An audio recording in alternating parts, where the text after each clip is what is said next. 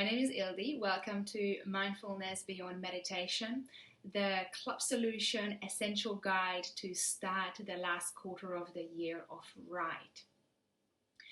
I feel very privileged to be here with you today and share all the best ideas and knowledge that I've collected over this last 15 years plus from the best, most amazing, most successful coaches and trainers all around the world. Now, I'm not sure about you, but the older I get, the more I realize that time is this big, precious, unrenewable resource. Yes or no? Yes. So thank you so much for spending this next 30 minutes with me. I really do appreciate it. Now, because we're doing mindfulness, I want to ask you to close your eyes for a moment and have a think about everything that you've been doing since this morning, since the moment you woke up, until this moment, until you started to watch this video. So just really have a quick run through. What did you have? And arrive in your body. Arrive into now. Just notice how's your body feeling and how's your mind feeling without judgment. Just notice it. That's right. Very good. As your coach today, I'm not interested in what you're going to learn. I'm interested in what result you're going to get.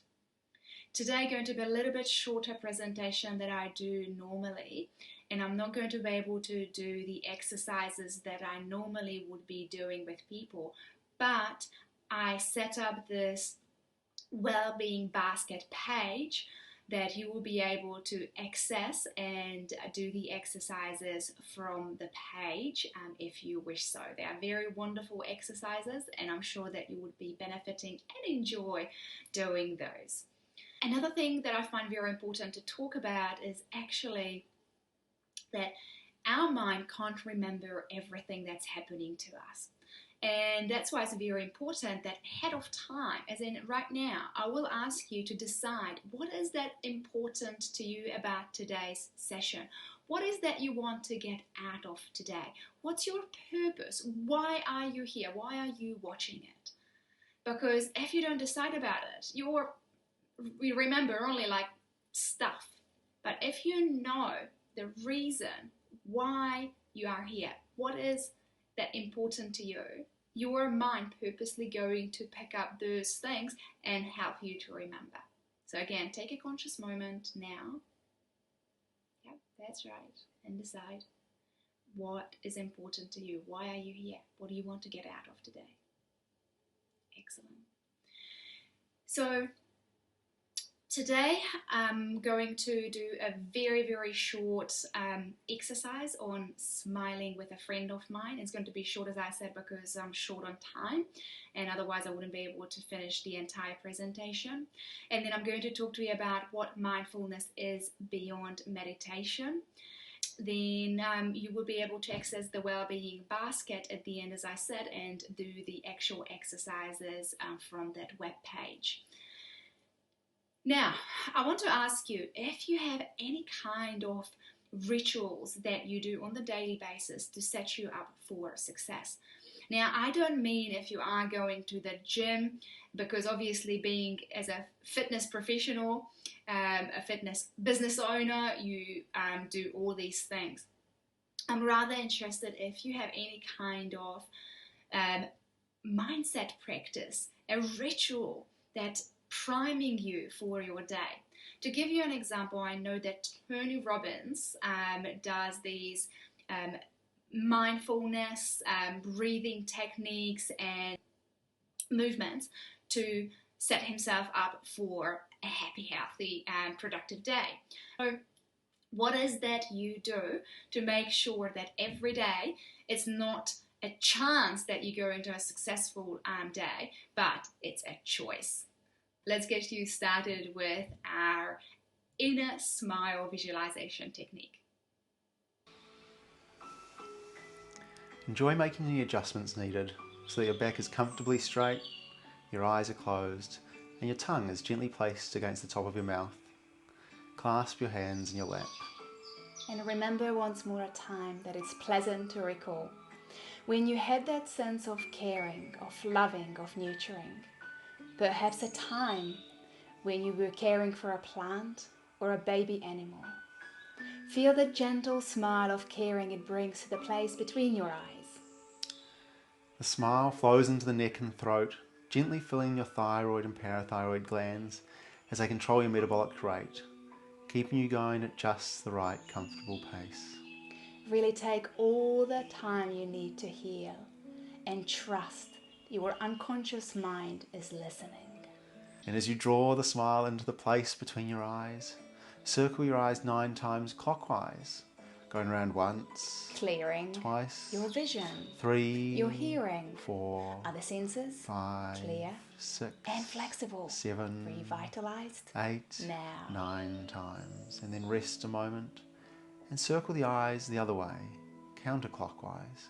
Once, Making connections twice, deep inside the brain, 3, both sides 4, able to join 5, and work together 6, easily 7, now. 8, 9 times. Flow the Appreciating smile all your through the upper learnings areas of the and brain trusting where information is that they are processed stored and in each of these organized senses. in the deepest level Then in flow the such a smile way into the deep to areas of the support brain your where your excellence. state of mind is perfectly balanced. And from Your the whole brain body and the spine, the smiles. smile flows out through the neurons, the nerve cells, touching every cell in the body, Every molecule in every cell, every atom, every subatomic particle, every quantum particle. glowing with a smile, Flow it out across the entire room and even further than that, until it fills the entire country. and even further than that, Out across the remaining great infinite, oceans and continents, and even further than that, until the entire planet swish, is filled with the smile. shimmers, The whole planet glows in the light of that smile, resonates, vibrates, and the smile remains infinite. continues to expand even further than that. Just check back in your body in this room and become aware of your body filled with the light of the smile. Come back alert, energized, ready for your day. Hi, welcome back. I hope that you are smiling even more now from the inside than you were before, and it's radiating on the outside as well. And I'm hoping that you are even more curious what's coming next. So, as you can see, we've got a Honda bike on this picture. And of course, there's a reason for that. Because you may be familiar with the Honda bikes and cars, but you may not be familiar yet how Mr. Honda has actually started out.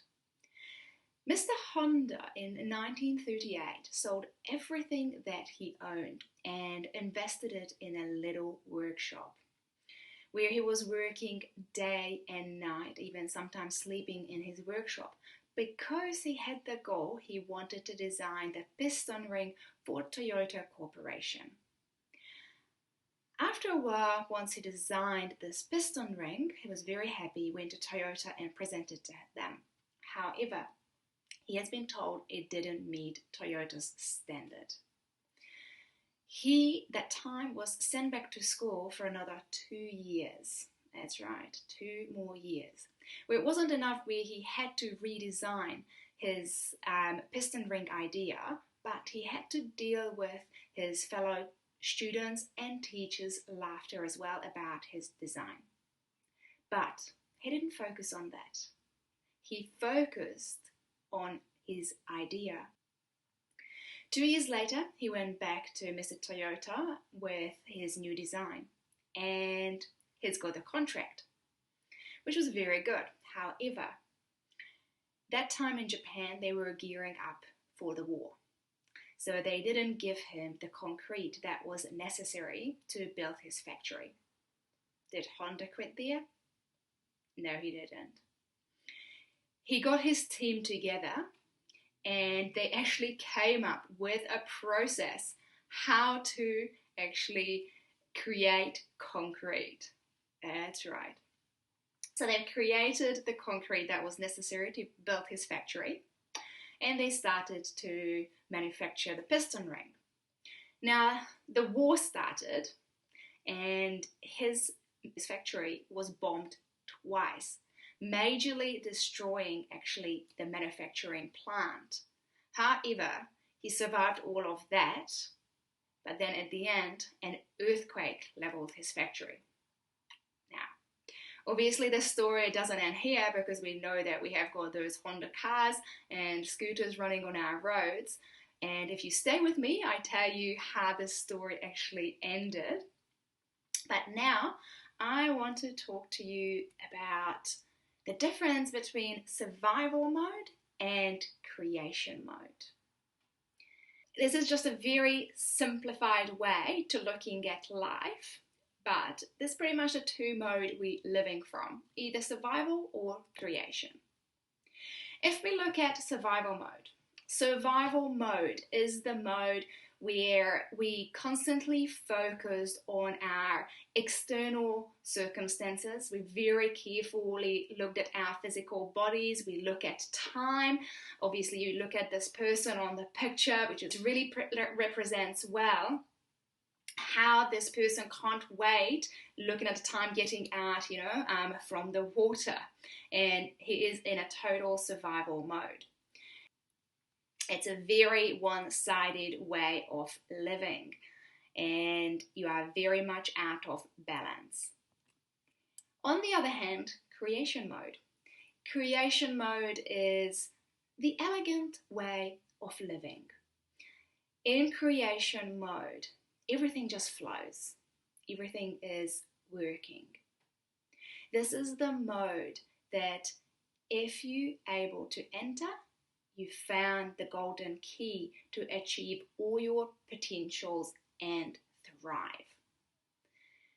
It also means that in creation mode, you are focused on your internal world as well as your external world. So you have a healthy balance going on. Now, can you think of a time that you enjoy so much that time doesn't matter? Maybe time that you spend with your kids, with your spouse, or with a friend, or a hobby that you love, right? And then a few hours later, you'll be like, oh my God, wow, like where did this last 4 hours go, right? So this is when you are in creation mode. Now, beauty about creation mode that you can actually enter it consciously. And how can you do that? You can actually enter it through mindfulness. That's right. Back to Honda's story. Obviously, Mr. Honda was living in the creation mode. Regardless the war, regardless that he was sent back to school, regardless the laughter, he stayed focused. Now, what I'm going to talk to you about today is not just airy, fairy fluff. Mindfulness have been researched really, really well, especially as you can see from these statistics in this last 10 or so years. I want to mention a few names, and if you want to do your research on these researchers, you are more than welcome to do that. So you can see Dr. John Kabat-Zinn, who wrote The Catastrophe Living. And below that, this is Dr. Carl Nielsen, who is actually my dean and psychology professor from my upcoming master's degree university. And he is really into his mindfulness as well, because now they actually teach mindfulness as part of psychology. There are, it's part of neuroscience, and it's part of cognitive behavior therapy as well. Now, as we said before, one way to achieve mindfulness is actually through meditation. But today we said the title of this presentation is Mindfulness Beyond Meditation. Let's go beyond and let's understand what really mindfulness is if it's not about meditating. Now, the cool thing about mindfulness that it is portable. You can be at Mel's presentation, sitting next to all these wonderful women or men, and still be mindful. You can actually hug a friend and be mindful. You can feed your cat and be mindful. Or you could be delivering a bridge and be mindful. Now, yes, this is a funny picture. However, obviously, when you are in that situation, you're not exactly laughing. Yet, you can be mindful. Now, I took this picture of myself the other day. It's a very not glamorous picture, but the reason I took this is because at just a mindful moment for me when it was quite a few years ago, I realized that every time I do my mascara, my mouth is open and I have a very bad posture because obviously I look up and I'm shortening my neck muscles. So the cool thing again about mindfulness that it actually helps you to break through your mental and physical habits. And it deepens your experience when it comes to day-to-day living. And isn't that what we all want? Just to feel more fulfilled and happier, more connected to the world and to ourselves. So again, you can actually break through your limits and your unproductive behavior if you start practicing mindfulness on the regular basis. So, how we can practice mindfulness in our daily lives. And the three things I decided to look at with you today is eating, moving, and obviously thinking. Now, it's very related to you because you are obviously a fitness business owner or someone in the fitness industry. So you will understand what I'm talking about, and maybe you are already practicing some of these things, and in that case it's going to be just a great reminder for you to use these even more. So let's look at mindful eating first.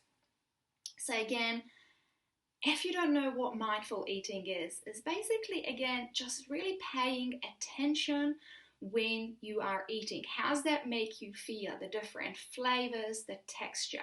A great exercise is just the closing your eyes and eating with closed eyes, because again, you don't need your eyes really to eat.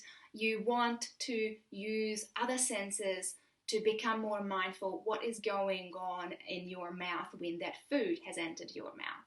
Now, last year I ran a really successful, amazing mindful eating challenge, which was together with meditation for 21 days.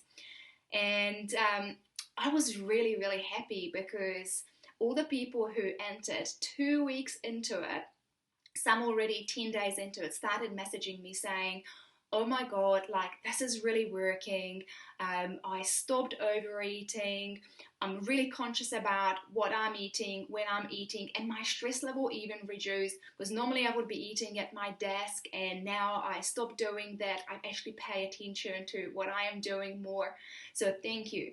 So yes, again, this is something that obviously you can practice, also just to your clients as well, to practice mindful eating. Now, because of the success of my mindfulness challenge, I decided to write this program that's coming out soon, The Psychological Secrets of Getting Abs. So, now, let's talk about exercise or moving our bodies. Obviously, again, you know how important moving our body is. I personally, even when I used to do personal training, I made a difference between working in and working out. Because I always looked at my clients from the point of view like, okay, what is their energy level look like on the day when they came to see me? When they are working out, it means you would know that when you're working out, you're actually losing energy. So if your body's already out of balance, your cortisol level is elevated because you are so stressed, and you go for a run, and you might know this already, but just again a reminder, remember, you are actually, by going for a run or doing a HIIT workout, you're elevating your cortisol level even higher. And that's not what your body needs. Your need is to actually lower it down. And on the short run, doing a workout when you are stressed already, no harm. But on the long run, it's actually not good. That's when I introduced working in. Working in actually means that you're doing exercises mindfully. So you might do a mindfulness walk, you might do qigong, you might do yoga, or I do zone exercises with mindfulness with my clients sometimes. Because again, it's all about connecting that inner world with our bodies. So again, we can increase your internal energy levels, so we are reducing the stress. Okay, now let's talk about our mindset. I don't know if these statistics are true. I'm not a mother yet, but I've been told, okay? So when we talk about mindset, I don't mean let's think positively. Again, I talk about and mean that you want to live in the flow, because living in the flow, as we said before, you'll be able to thrive. And the cool thing about living in the flow and thriving is that, when you practice mindfulness, it's not about sitting on a yoga mat and waiting for your breath to normalize, or try to calming your mindset and yourself down. No, mindfulness simply means that you can be in the middle of the most challenging, high conflict situation and still thrive, because you are conscious about what is going on. So, that situation could be filled with anger, could be filled with anxiety, could be filled with fear. But you actually, when you're mindful, you know that this is what's going on, so you can stay in control. This slide, obviously, again, telling you that in survival mode, when you are looking at the time, when you are really anxious, when you're fearful, you are not in control of your emotions. Your emotions are the one controlling you, and you are not going to be able to achieve the things that you set yourself up for, because those emotions are the one in control.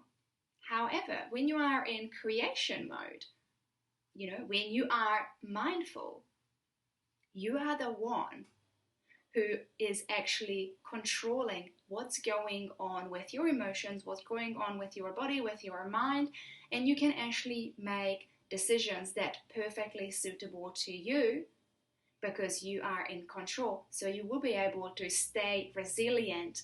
And again, as we said before, when you are mindful, it's not about that you are being relaxed. It simply means that you are resilient. Now, I don't know where in the world you are right now, but I talk to a lot of people in the States, and I know that obviously COVID has hit them really hard. There are a lot of very long lockdowns. Obviously, same with Melbourne. I know, because I have friends in Melbourne as well. My friends aren't feeling great, but what do I say to them and say to you as well? COVID has affected all of us.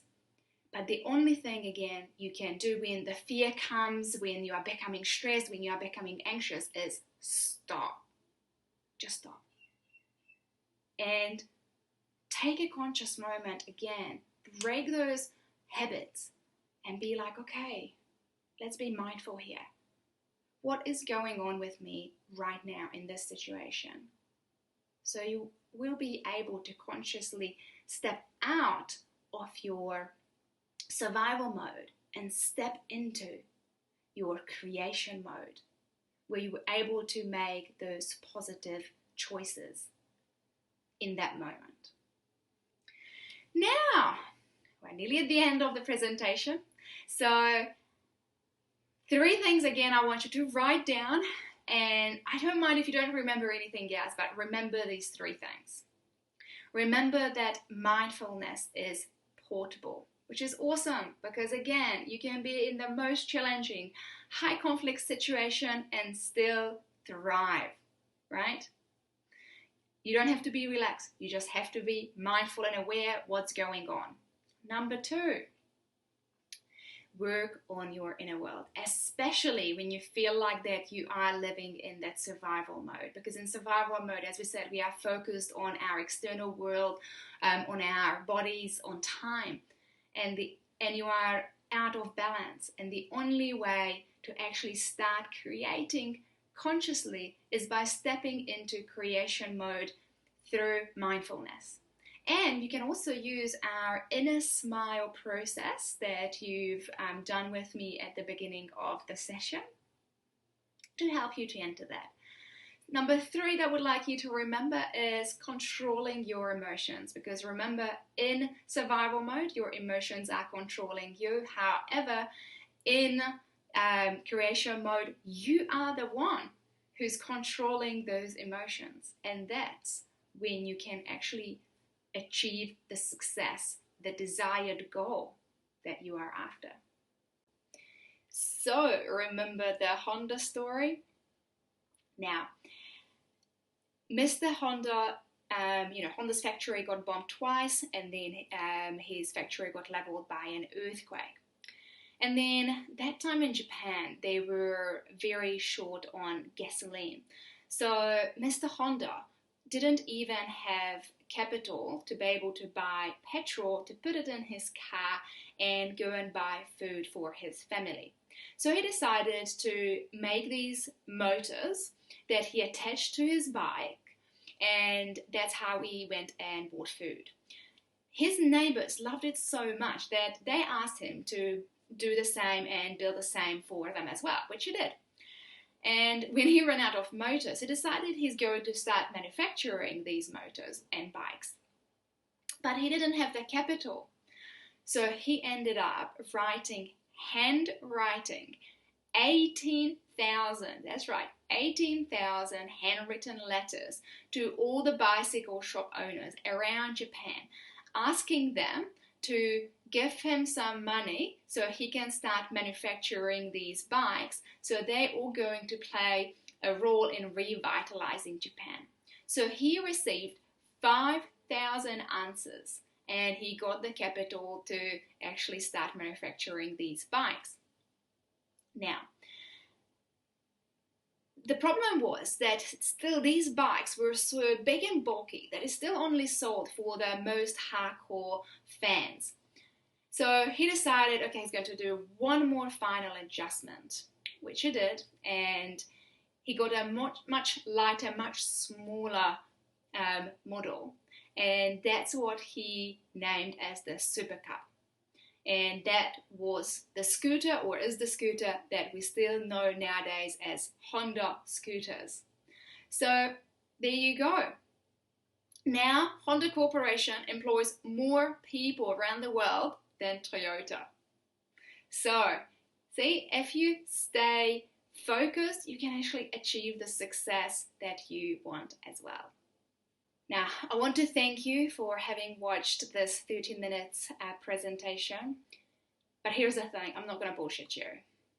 Life is not a fairy tale. If you lose your shoe at midnight, you are drunk. But joke aside, breaking your habits through mindfulness is hard. It takes time and takes effort. But it can be so hard, and it cannot take so much effort that you get to the end of your life and ask, what if? What if I would have shown up? What if I would have just changed that one thing in my morning ritual? What if I would have done something that truly matters to me, to my success? Show up. Be seen. Do something that truly matters to you to help you to achieve the goal that you are